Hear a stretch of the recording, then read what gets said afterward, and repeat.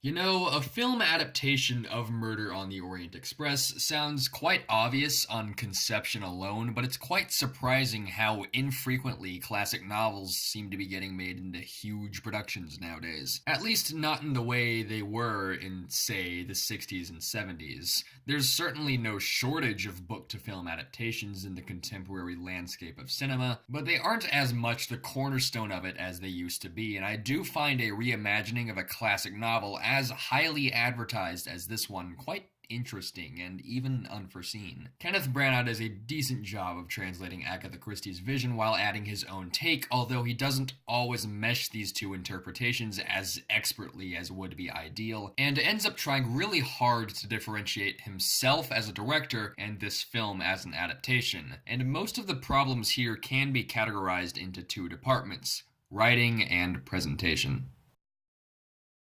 The majority of the movie is a traditional and fun adventure film with larger than life scenes and characters, and Hercule Poirot especially channeling some Indiana Jones type figure. There's also many an attempt to turn it into a comedy with visual humor and characters spitting out yucks for large portions of the first two acts. And it's intermittently funny, even if the humor is often quite obvious. But this creates major tonal issues later in the film, especially in the third act when the film gets truly serious about finding whodunit and all that. Intended to be nail biting and sometimes emotional, but coming across as awkward and discordant because of the outlandish environment the film has already established. The atmospheres are ones that clash aggressively. There's one more major issue in regards to the scripting, which is that the film, at its core, tells a plot driven story that wants so badly to be character driven. And this clash of narrative structure results in most of the characters coming across as really one dimensional and underdeveloped, as well as a plot that lacks impact and is uninterested in itself. They spend the first half hour showing off all these people and their individual traits and quirks, but that's all left behind very quickly after the first act. And what's left is a series of uninspired conversations that aim to accomplish nothing more than simply move the story forward.